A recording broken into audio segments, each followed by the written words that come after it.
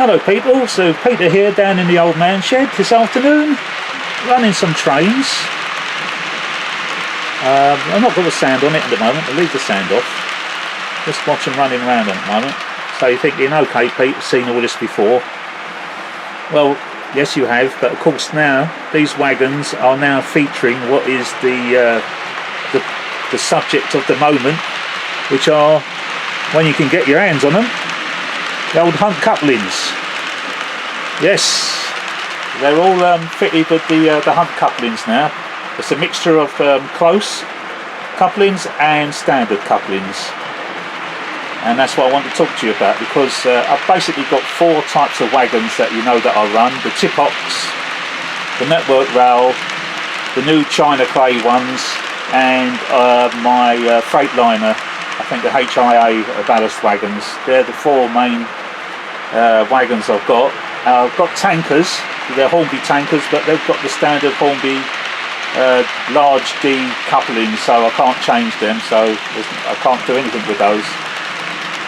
But the ones you're looking at, yes, I have been able to alter, and I bought a mixture of, as I said, the standard coupling and also the close coupling, and I'm glad I did, because the tip-up wagons, they've got, on one wagon, one half of the wagon is fitted with a close coupling, and the other part, it's A and B, is fitted with a standard. Having the two close couplings together, it was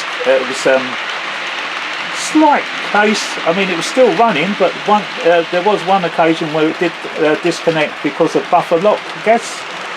It was too close. So I thought, well, you know what? I've got a standard and I've got a close. If the close coupling doesn't work, I didn't want to go to the standard, because that would be just, although that would be convenient as regards not having a normal coupling, would be easier to uncouple to put off the layout. Nevertheless, I thought to myself, it's a shame to lose the closeness. If I could improve it, and sure enough, it works absolutely fine. You know, the fact that one is standard and one is close, yeah, doesn't really matter at all. So, and it seems the reason being why she was problematical is how the coupling is. The network rail wagons, they're featured with close couplings, and they go round both my second and my third radius track, no problem whatsoever. But when you see how the coupling works on those wagons, they're spring related, and it's got a drawbar that as it goes round the corner, you know, the mechanism is such that it gives it that little bit more room as it goes round the curve, and then tightens up again when it's on the straight. So there's no buffer lock at all, be it pushing or pulling, and you can get away with that one. As I said, the tip-up ones, the coupling is fixed, and again, the way they do it, you have to loosen the little screw a little bit in order to get a little bit of flexibility on the coupling. Otherwise, I think when these tip-up wagons first come out, people found that they did derail, and it was just a question of unscrewing a screw that attaches the coupling to the wagon, just to give it a little bit of looseness, and it gave it a little bit of a leeway going around the bends. So the tip-up ones, they're fitted with standard on one end and short close coupling on the other end. The funny thing was, the Ballast China clay wagons, they're fitted with close couplings, and I'll show you. Makes no difference whatsoever. Doesn't seem as if it's become any more closer together than what it was using the normal coupling system. But there are close couplings on there, so that's fine. They are as they are. I've got the beauty now that I can quickly take them on and off the track. And the HIA wagons, the Freightliner ballast wagons, the one that Alan of Dragon Junction showed off so beautifully when these couplings first come out, they're fitted with close couplings, and they can have their buffers touching together, but I don't get buffer lock, and that's on both the second and the third radius. And again, it possibly is down to where the coupling is fixed to the wagon. But what I'll do is I'll just show you how close these wagons are, and then I'll so you can see what they're like. But as you can see, they're running absolutely fine. So, and I'm over the moon because this is exactly what someone like myself needed. I haven't got the luxury of a fiddle yard. I have to take my wagons on and off the track, and now it's absolutely a breeze to do that. I've got the tool to put the wagons back on the track, you know, the loading ramp, so I can take these wagons on and off so quickly now, as opposed to undoing those the conventional couplings. It's easy. Exactly what I was being after, so I'm well happy. Right, let's have a look at the coupling mechanism. So I'm going to stop these and then we'll have a little close-up. Right, okay guys, so this is the Dapol network rail ballast wagons, and these are fitted now with the close coupling. Now, as you can see, even if I'm pulling it, this is a second radius curve that we're going around, and as you can see, they're close, but then there's no buffer lock. So that's now pulling it, and the same when you push it. So absolutely superb. So that's on the second radius curve, so normally I'll run this on the inside one. Right, now I've moved it over to the outside track, which is the third radius curve. So pulling it round, and as you can see, the buffers, they're nowhere near touching each other. Now pushing it, and they're not touching each other. So absolutely ideal for what I require. And then when it's on the straight, that's as close as it's pushing it, that's as close as it gets. Pulling it away, not much of a difference. Absolutely perfect, without it actually touching, as good as they get, I'll get. But how does this work so well with the close couplings? Let's have a look underneath the wagon. Okay, so there's the wagon. That's the secret to it. You see, it's this this type of coupling. It moves when you pull it. It's on a spring, and she pulls outwards. So therefore, gives you that little bit more movement, and going round a curve, she doesn't get buffer lock. It keeps that same distance, because there's that little bit of movement. She's on a spring, and that's it. It's independent of the actual bogie. So that's why the network rail wagon, this ballast wagon, has got the short couplings, close couplings, and I don't get buffer lock on it on the second and third radius curves. Okay, so now the Dapol Tipolk wagons. So this is the one that I said one side is fitted with a close coupler and the other side is fitted with a standard. So pushing and pulling on the straights, you can see there's a gap between the buffers. Now when she comes round, I'm pulling at the moment, and goes round the third radius curve, hoping you can still see there is a gap. She's not touching, so now I'm pushing, and again she's not touching. There's a little bit of movement, but she's not going to have buffer lock. Hoping I can keep the old camera on this for you. So okay, so I'm pushing and pulling. That's on the third radius curve, and then as she goes round the straight, that's it. So there's a bit of a gap there, and you think, oh, you know, but of course with my curves, it needs that little bit of a gap to go round. All right, so now I'm going to put this on the second radius. Okay, so she's now on the inner curve now, which is the second radius. Fine down the straight, obviously a nice gap there. Now as we come into the second radius curve, as you can see, the gap closes up again, but not enough to get buffer lock. So pushing, pulling, yeah, it's not touching.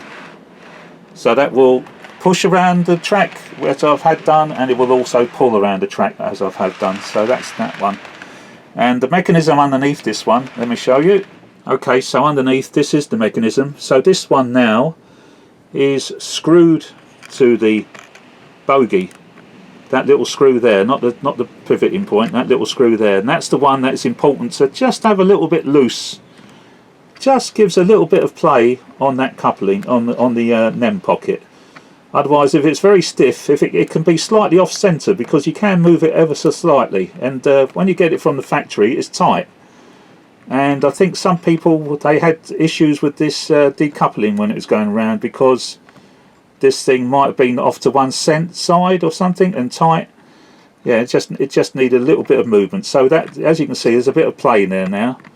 Doesn't make no difference at all to the magnet. It's quite happy with it, but it helps going around the track. So there we are. So that's underneath the tip-up wagon, a Dapol wagon again. Okay, so the Dapol China clay wagons, the silver bullets.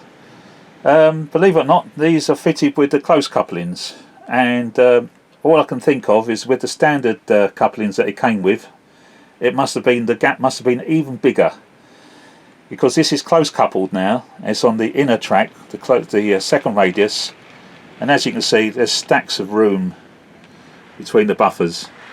So I can only think that when it was fitted with the standard couplings that I've removed, the gap must have been really big. Never noticed it so much. But again, now, you know, you can see how big that is. So I'm not going to bother to put it on the third radius, because as you can see, there's plenty of room. No movement here at all, push-pulling. There's no movement because again, it's connected straight to the bogie, so there's no spring to pull. But still quite a gap, even though that's now fitted with the close couplings. But I can live with that, no worries. There, once again, that's the underneath, so the coupling is screwed to the actual chassis. Doesn't move with the bogie. There's a little bit of movement with it instead, yeah? So that's why that helps. But there's such a large gaps, it runs around the circuit sweetly. Alright? Okie dokie, so the Freightliner wagons, these lovely metal jobs, these are fitted with the close couplings. We're on the inner rail. I'm pulling, and as you can see, the buffers are touching, and yet it's giving no aggravation to the train whatsoever, because they touched exactly at the right point. When they open up again, there's no problem. So there's the gap that develops there.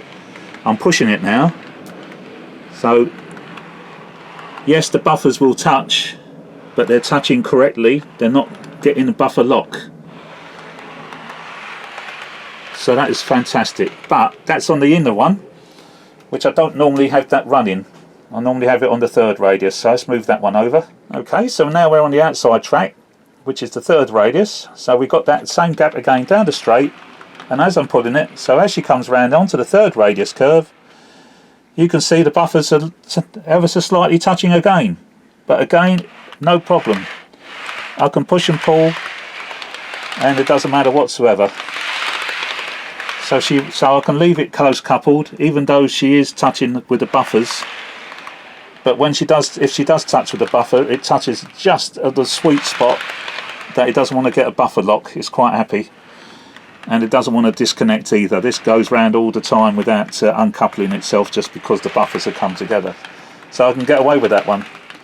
And let's see, underneath, well, there you go. So underneath, the coupling is directly attached to the bogie. There's no movement whatsoever on that one. It's fixed. There's no side. There's very little side play, and yet that seems to be absolutely right as regards when it goes around the curve. It's fine. So that's great news. Right. So now then, following on from that little project I was doing with the Gauge Master cleaner wagon, which I showed you how I made what was an HO wagon look a little bit more like an OO wagon. Well, I've improved it a little bit. Well, I say improved it.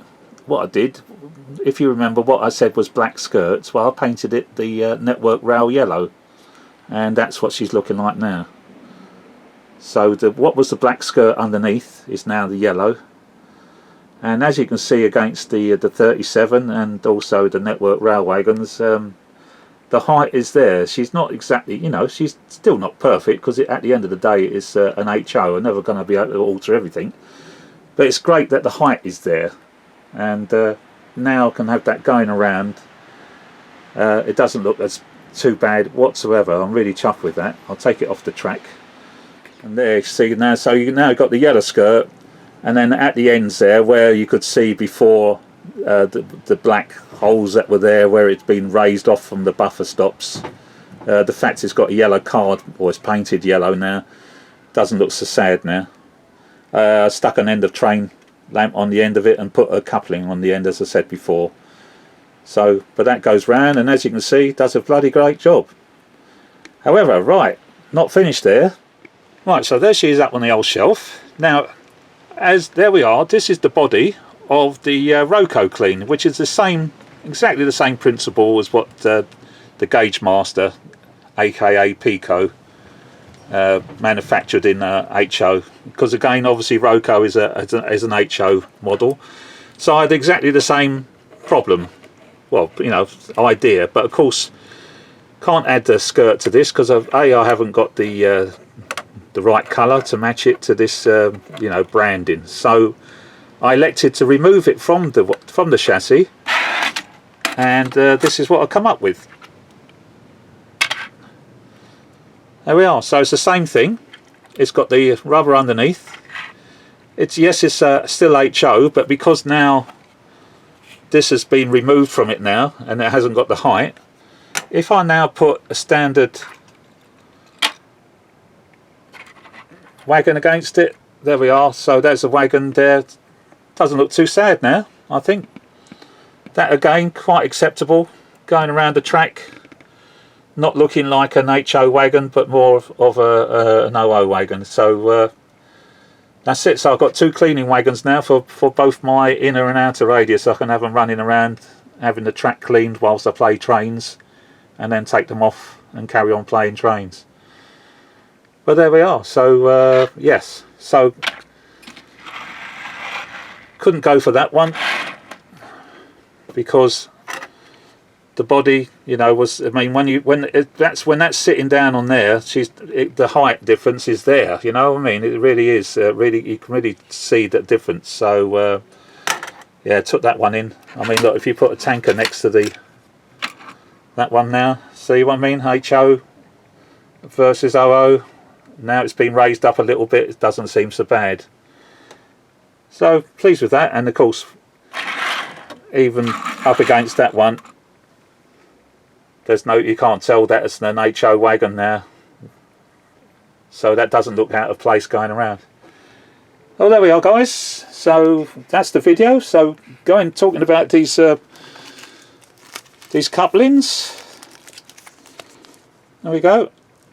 So that's the standard pack. But as I say, I've mixed. I bought a couple of, you know, some packs of maybe 3 packs of close couplings and a couple of packets of standard, and by mixing and matching with my 4 types of wagons, 2 of which are there, and the other ones are over there, the network rails and the tip-up ones. With a mixture of the 2, I've got away with my couplings. I can now remove it, and as I said, those you know, the shell tankers, obviously these tankers rather, well, that's the big Hornby decoupling, so there's nothing I can do about them. But that's it. So I've got some spare couplings still. Don't have any carriages to worry about. Well, yes, I do. One's for the Flying Scotsman, but I've still got some left. So we'll see. And the last thing before I sign off, I've not elected to put the close couplings on the end of the locos. So on the end of the wagons, it's still the normal coupling. Because on the actual locos, I still got the standard couplings. I still wanted the luxury of being able to sort of couple it in the conventional way, but have the close couplings or the magnetic couplings on the rest of the train. So that's what I elected to do. Well, there we are. So I'm pleased to say everything is running well. Weather's getting better, I hope. What else is coming? Well, I don't know. Contact you, know, see what else is next, give you an update later on, guys. So thanks for watching. Yet another video about these, my gosh, and I keep looking on the website and they're sold out every day. I was lucky, I got it was announced on Facebook and I immediately went onto the web page and ordered my couplings, because as I said to you, Alan, I was going to get them. I'm definitely up for getting a few, and they are superb. I love them. It makes my job so much easier getting these things on and off the track, and the fact they run reliable as well. They don't uncouple, so they're good enough for me. I don't do things like coupling and uncoupling as regards on the track. You know, it's got to be the rake of wagons is what it is, and that's it. Okay, everybody, so that's it. Nothing new really to report other than the couplings. So until next time, thanks for watching. Thanks for new subscribers, and catch you later. Alright, bye bye everybody, bye bye.